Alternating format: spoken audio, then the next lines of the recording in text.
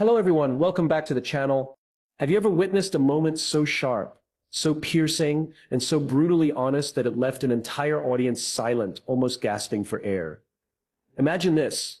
A young American student stands up confidently thinking she's about to corner one of the world's most respected diplomats. She frames her question with arrogance, with the assumption that she knows the truth, with the belief that India's foreign minister, Dr. Jaishankar, will stumble. But then, within seconds, the room shifts. What was meant to be a question becomes a setup for one of the most remarkable truth bombs ever dropped in international dialogue. This isn't just a story about one heated exchange. It's about something much bigger, about how power is shifting in the 21st century. It's about how nations once dismissed as developing are no longer willing to take lectures from the so-called superiors of the West. And most importantly, it's about how India, through the voice of Jaishankar, made it crystal clear the age of one-sided narratives is over. Now, before I unpack the moment that left the American girl stunned, let me set the scene. The event was a high-profile Q&A session in a U.S. university, a place where free speech thrives, where questions are encouraged, but also a place where the Western mindset often dominates, where students are groomed to think that their worldview is the only correct worldview. And into this arena walked Dr. Jaishankar, India's external affairs minister, known globally for his razor-sharp intellect, his calm composure, and his ability to reduce complex geopolitics into brutally simple truths. The American student, perhaps emboldened by the setting, asked a question that many in the West have whispered for years. It was laced with subtle condescension, framed in the language of human rights, global responsibility, and democratic values. On the surface, it seemed like a fair question. But if you read between the lines, it was not a question at all, it was an accusation. An accusation against India's policies, against India's alliances, and against India's choices in a turbulent world. And here's where the suspense builds. Because everyone in that hall expected Jaishankar to give a soft diplomatic answer, to play it safe, to sugarcoat his words as diplomats often do, but that's not who Jaishankar is. Instead, he leaned forward, adjusted his microphone, looked the student directly in the eyes, and dropped what I can only describe as a truth bomb, so powerful that the ripple effects are still being felt today. He said, "You don't get to sit thousands of miles away and lecture us on morality when your own record is written in wars, invasions, and double standards. You ask me why India chooses a certain path? Because we refuse to be the victims of someone else's history." The hall went silent. The confidence on the student's face melted into discomfort. Some people even clapped hesitantly at first, then with conviction. But that was just the beginning, because Jaishankar didn't stop with one sentence. He went further. He exposed the hypocrisy of the Western narrative. He pointed out how the United States lectures India on democracy while cozying up to regimes with far worse human rights records. He asked why wars waged in the Middle East, costing millions of innocent lives, are justified as freedom operations, while India defending its sovereignty is questioned. He reminded everyone that for decades the West used India as a pawn during the Cold War. But now, when India has the audacity to stand tall and independent, suddenly the questions of values and morality appear. And then came the masterstroke, the part that really shut down the room. He said, "The era when a few nations could shape the rules of the world, when others had to follow silently, is over. This is not the 20th century anymore.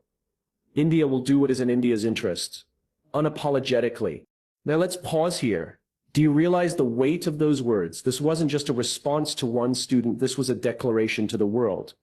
A declaration that India is no longer the soft-spoken, hesitant player on the global stage. India is now a force.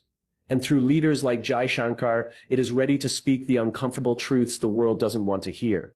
But let's dig deeper. Why did this exchange matter so much? Why did this so-called truth bomb echo far beyond the walls of that university? It mattered because it exposed three critical realities. The myth of Western moral superiority. For decades, the West has positioned itself as the global moral compass. But Jaishankar flipped the script, showing that the very nations that preach morality are often the worst offenders when judged by the same standards. The rise of Indian confidence. India is no longer defensive. It no longer waits for approval. The way Jaishankar spoke was symbolic of a nation that knows its worth. It was the voice of 1.4 billion people saying, "We don't need validation. We define our own destiny." The shift in global power. This wasn't just about words. This was about geopolitics. The West knows it cannot ignore India, whether in trade, technology, or security. And Jaishankar made sure everyone knew that India will not play second fiddle. Friends, this moment went viral not because it was dramatic, but because it was authentic.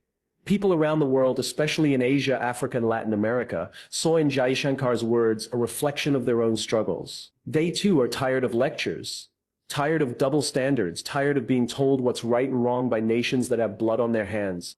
Let's not forget, America's foreign policy has been built on interventions from Vietnam to Iraq, from Afghanistan to Libya, and yet, when India buys oil from Russia, suddenly it becomes a moral issue. When India strengthens its defense, suddenly it becomes a democratic concern. Do you see the hypocrisy? Jaishankar certainly did, and he called it out in real time. But here's where it gets even more interesting. The American girl probably thought she was asking a bold question. She didn't realize she was about to hand Jaishankar the perfect stage to dismantle decades of Western arrogance in less than 5 minutes. And let me tell you, this wasn't just about America versus India. It was about the world order itself. For centuries, the West has shaped narratives through media, through academia, through diplomacy. But in that one exchange, Jaishankar demonstrated that the world is waking up, that the colonized no longer need the colonizers' approval, that the lecture halls of Harvard, Princeton, or Georgetown do not define legitimacy for the rest of humanity. And if you think this was just a one-off event, you're wrong. Because Jaishankar has done this repeatedly. In interviews, in conferences and press meets, he has become the face of unapologetic Indian diplomacy. Think back to when he was asked about India buying Russian oil. His response, "My duty is to ensure the best deal for my people. If Europe can prioritize its energy security, so can India." Another truth bomb. Or when he was asked about Western criticism of India's democracy, his response, "We are not sitting in judgment of others, and we expect the same courtesy in return."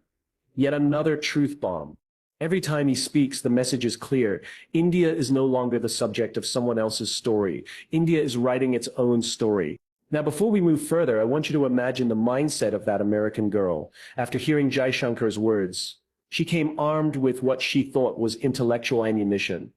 But instead of weakening Jaishankar, she exposed her own shallow understanding of global affairs. That's the brutal truth bomb. The West's narrative no longer holds weight when challenged with facts, history, and unapologetic honesty. This brings me to an even more profound point. What Jaishankar did wasn't just diplomacy. It was psychological. He flipped the power dynamic in that room. Usually, students or journalists corner leaders with tough questions. But here, the leader cornered the questioner. The authority shifted, and once that shift happens, there's no going back. This is why I call it a defining moment. Not just for Jaishankar, not just for India, but for the entire global South. Because let's face it, countries across Asia, Africa, and Latin America have long felt suffocated by Western narratives. They've been told how to govern, how to trade, how to speak, even how to think. But now they're finding their voice, and India, with its growing economic and strategic power, is leading that charge. So the question isn't whether Jaishankar shut down an American girl with a brutal truth bomb. The real question is, what does that tell us about the future of global politics? And more importantly, what does it mean for ordinary people like you and me? That's where things get truly fascinating. And in part 2, we'll dive into the ripple effects of this exchange, the lessons it holds for the West, and why Jaishankar's words will echo for decades to come. But before we wrap up this first part, let me leave you with one thought. When history is written, moments like this, small on the surface but seismic in impact, are often remembered as turning points. That day in that hall, with that question and that answer, the world saw the end of one era and the beginning of another. The era of lectures is over. The era of dialogue has begun. And India, through Jaishankar, is no longer asking for respect. It is demanding it. But friends, let's not stop at that single fiery exchange, because the truth is, Jaishankar's words that day were not just a response. They were a reflection of an entire philosophy, an entire strategy that India has been carefully shaping for years. To understand why this moment was so powerful, we need to zoom out and see the bigger picture. Think about it. For decades, international politics was dominated by a handful of countries. They decided who was right, who was wrong, who was democratic, who was authoritarian, who deserved sanctions, and who deserved support. They held the moral megaphone, and the rest of the world had no choice but to listen. But today, that balance of power is crumbling, and India is at the heart of this shift. When Jaishankar spoke, he wasn't just defending India. He was voicing the frustrations of dozens of nations who are tired of the double standards. Look at Africa, where Western powers extract resources for centuries and then suddenly talk about sustainability. Look at Latin America, where coups and interventions backed by foreign governments have left entire regions unstable, and yet they are still given lectures about governance. Look at the Middle East, where wars are fought in the name of democracy but leave behind chaos and broken societies. And then look at South Asia, where India has stood up, scarred but resilient, refusing to bow down. The student probably thought she was representing the higher moral ground. But what she didn't realize was that her question was a mirror of the arrogance that the world is beginning to reject. And Jaishankar, with his brutal honesty, forced that mirror back into her face. Now let's break down some of the ripple effects of this moment. Because words may seem like just words, but in the world of geopolitics, they can move mountains. First, there's the psychological impact. Imagine you're a policymaker in Washington. You're used to Indian leaders politely nodding, carefully choosing words, trying not to offend. Suddenly, here's a man who doesn't just push back, he dismantles your entire argument in front of your own people. That changes perception. It forces respect, and in diplomacy, respect is everything. Second, there's the global impact. Clips of Jaishankar's exchange circulated across social media platforms. Millions watched, and among those millions were young people from Africa, Asia, and Latin America, who suddenly felt represented. They saw in his calm but firm response a reflection of their own resentment. They thought, finally, someone has the courage to say it out loud. That builds solidarity, that builds momentum. Third, there's the domestic impact inside India. Ordinary Indians saw their foreign minister standing tall, refusing to be lectured, refusing to play second fiddle. That boosts national pride. That tells every Indian citizen your voice matters, your country matters, you are no longer on the sidelines of history. But here's the real kicker. When Jaishankar speaks like this, he doesn't just talk back to the West, he redefines what diplomacy means in the modern world. For too long, diplomacy was seen as sugar-coated language, as endless compromise, as endless politeness. But Jaishankar has shown that diplomacy can be sharp, it can be blunt, and it can still be effective. In fact, sometimes blunt honesty is the most effective tool of all. And this is why leaders around the world are paying attention. Because Jaishankar has created a new model, what I would call assertive diplomacy, a model where you don't beg for acceptance, you don't defend endlessly, you don't apologize for your interests. Instead, you state your truth clearly, you back it with facts, and you stand by it unapologetically. That is the kind of diplomacy that resonates in today's multipolar world. Now let's come back to the brutal truth bomb itself. Because what made it so powerful was not just the words, it was the context. Think about the hypocrisy he exposed. The West criticizes India for buying Russian oil, but Europe itself continues buying gas from Moscow. The West criticizes India on democracy, but then shakes hands with regimes where opposition voices are crushed. The West criticizes India for defending its borders, but then justifies its own invasions as national security. Once you lay these contradictions bare, the entire narrative collapses. And that's exactly what Jaishankar did. He collapsed the narrative. He forced everyone in that hall, and everyone watching online, to confront a truth they didn't want to face. That the moral authority of the West is no longer unquestionable. Now imagine the silence in that hall. Imagine the discomfort on the student's face. Imagine the realization dawning on the audience that the old playbook no longer works. That was the power of the truth bomb.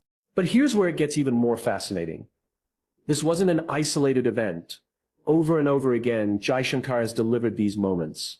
Whether in Munich, in New York, in Delhi, or in interviews with Western journalists, he has been consistent, calm, precise, and devastatingly honest. And every time he makes it clear, India is not here to please anyone.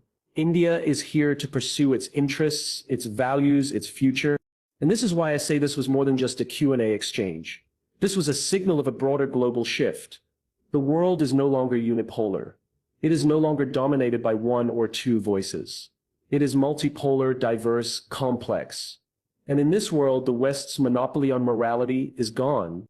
Friends, let me put it plainly. The American girl's question was not just answered, it was dismantled, destroyed, left in ashes. And in its place, Jaishankar built something new. A voice of confidence, a voice of independence, a voice that will guide India and perhaps much of the global South into the future. So what does all this mean for you and me? It means that we are living through a historical turning point. The rise of India is not just about economics, not just about technology, not just about population. It is about voice. It is about reclaiming dignity on the world stage. And Jaishankar's brutal truth bombs are part of that reclamation. This is why his words matter. This is why this exchange matters, because it tells every Indian, every Asian, every African, every citizen of the world, you do not have to accept double standards anymore. You do not have to bow down to false narratives. You can speak the truth, and when you do, the world will listen, even if it listens in silence, even if it listens uncomfortably. Now, as we approach the end of this story, let me take you to the bigger picture one last time. The American girl may have asked the question, but in reality, she represented something much larger. The arrogance of a system that believes it can never be questioned. And Jaishankar's answer was not just to her, it was to the entire system. It was a message: the days of lectures are gone. The age of dialogue has arrived. And make no mistake, this is just the beginning. Because as India grows stronger, as nations of the global south find their voice, more and more truth bombs will be dropped. And with every one of them, the world order will shift further away from dominance and closer to balance. So let me leave you with this. That day in that hall, something profound happened. An American girl asked a question, but what she got was not an answer. It was a revelation. A revelation that shook her assumptions, a revelation that echoed across continents, a revelation that will be remembered as one of the defining moments of modern diplomacy.